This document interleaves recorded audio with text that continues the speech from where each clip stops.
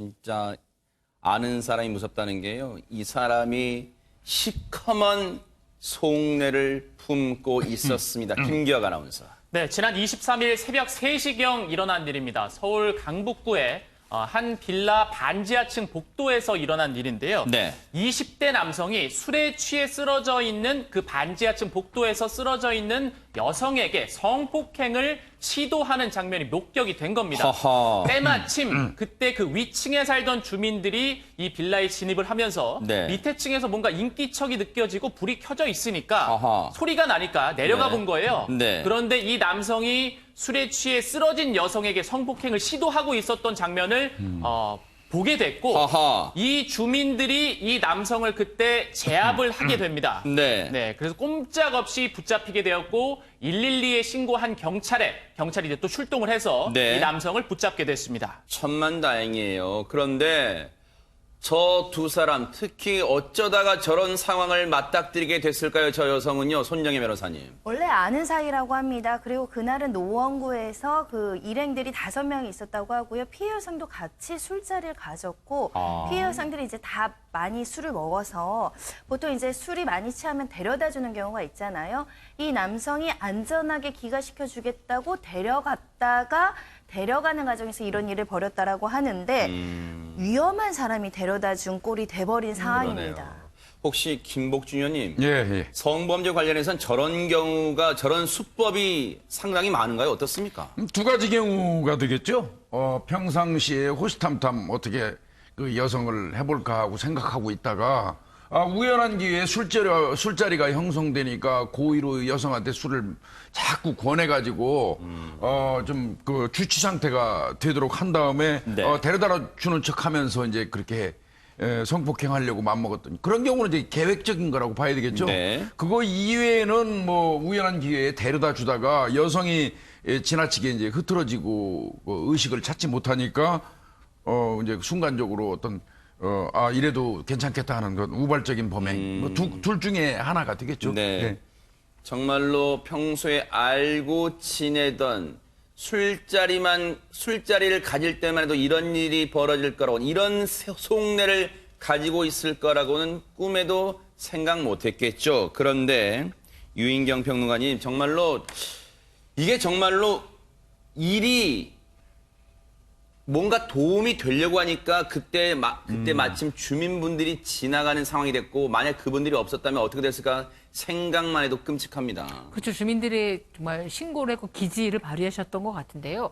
경찰이 100만 명으로 늘어난다고 한들 CCTV가 곳곳에 있다고 한들 이런 범행 다 예방할 수가 없습니다. 없는데 주민들이 마침 보고 그다음 관심을 갖고 내려가지고 제압까지 했기 때문에 이제는 주민들이 시민경찰 시대라고 하기도 하고 주민방범대도 운영되고 있지 않습니까? 네. 이런 것들 많이 나와줘야 될 것 같고요. 네. 뭐 꺼진 불도 다시 보자라는 말이 있기도 하지만 네. 주변에 이상한 소리는 다시 한번 확인해보는 그러니까요. 이런 습관을 길들여야 될 것 같고 네. 사건이 일어난 후에라도 옛날에 본 것 같습니다. 이런 것도 신고 정신도 좀 필요할 것 같은데 이 주민분들에게 저는 뭐 전혀 지인도 아니지만 좀 감사의 말씀 드리고 싶습니다. 그러니까요.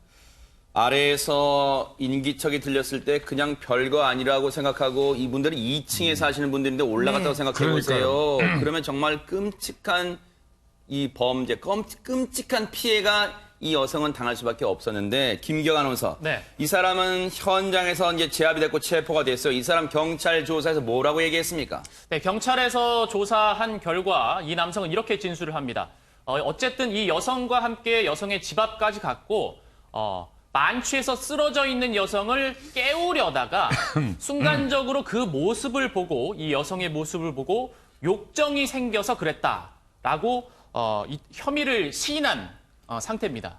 그런데요, 김복준 의원님, 예. 물론 자기의 죄를 순순히 실토하는 거는 그래요. 그나마 이제 이거는 인정할 수 있어요. 뭐 죄를 범해놓고 부인하는 것보다 나아요. 그런데 표현이 보세요.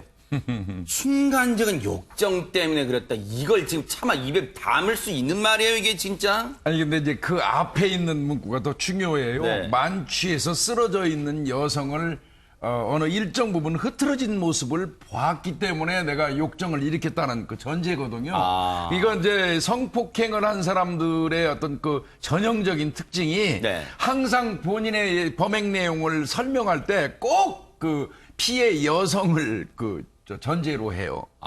흐트러져 보였거나 야해 보였거나 일정 부분 책임을 좀 전가하는군요. 전가하는 심리가 이 사람도 은연중에 발휘가 되는 것 같은데요. 네네. 여하간 지인을 순간적인 욕정 때문에 성폭행하려고 했다는 그 자체가 본인이 자제를 못했던 거고 네. 그런 성향이 기본적으로 본인이 있었으니까 그런 짓을 했을 거고 네. 그래서 범죄자로 처벌받는 겁니다. 예. 지금 이 사람이요, 박성배 변호사님, 이제 20살이에요.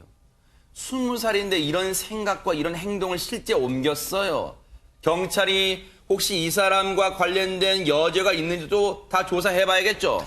요새도 조사를 해봐야 되고요. 이 사건과 관련해서도 남성이 애초에 여성을 성폭행할 의도를 가지고 여성의 집까지 데려다 줬다면 평소에 가깝게 지내던 사이라고 하더라도 범죄 목적으로 타인의 주거지에 침입했다고 볼 수 있기 때문에 성폭력처벌법상 주거침입 강간 미수가 될 것인데 네.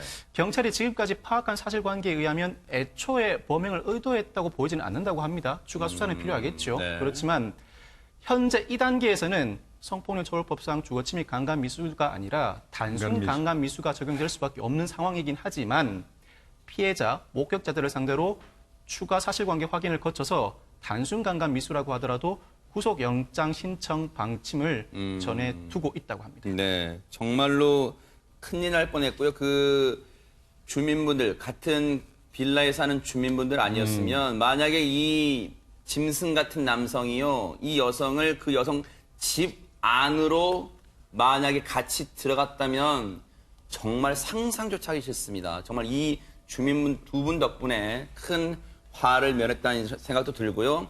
이 말이 딱 떠오르네요. 지금은 이제 시민이 곧 경찰이다. 이런 생각도 해봅니다. 정말로 감사를 드리겠습니다.